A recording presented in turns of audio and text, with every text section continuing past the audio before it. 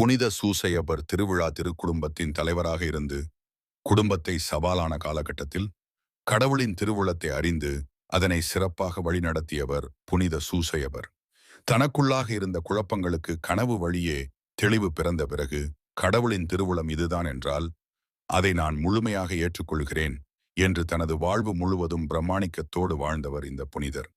நற்செய்தி நூல்களில் சொற்ப இடங்களில் மட்டுமே காணப்பட்டாலும் சிறப்பான எடுத்துக்காட்டான வாழ்க்கை வாழ்ந்தவர் புனித சூசையப்பர்.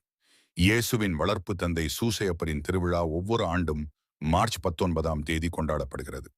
தொடக்கத்தில் இந்த விழா வழிபாட்டு அட்டவணையில் இருந்ததை 8ஆம் மற்றும் 9ஆம் நூற்றாண்டுகளில் கிடைத்த சான்றுகள் தெரிவிக்கின்றன.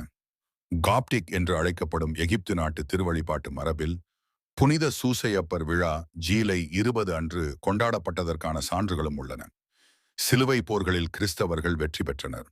அந்த வெற்றிக்கு நன்றியாக சூசேபருக்கு ஆலயத்தை கட்டி மார்ச் 19ஆம் தேதி இவரது விழா கொண்டாடப்பட்டு வந்தது. சியன்னா நகர பெர்னார்டின் போன்ற பிரான்சிஸ்கன் துறவிகள் இவருக்கு அளிக்கப்படும் வணக்கம் மேலும் சிறப்புற முயற்சிகள் எடுத்து அதில் வெற்றியும் பெற்றனர். கிபி 1920 முதல் உரோமைய திருப்பலி நூலிலும் இந்த திருவிழா இடம்பெற்று உலகம் முழுவதும் சிறப்பாக கொண்டாடப்படுகிறது. புனித சூசையப்பரை பலவற்றிற்கு பாதுகாவலராக திருச்சபை ஏற்படுத்தியிருக்கிறது. இதிலிருந்து இந்த புனிதரின் சிறப்பை திருச்சபை அவருக்கு அளித்திருக்கிற மகுடத்தை நாம் புரிந்து கொள்ளலாம். புனித சூசையப்பரிடம் நமது தேவைகளை நம்பிக்கையோடு எடுத்துச் சொல்வோம்.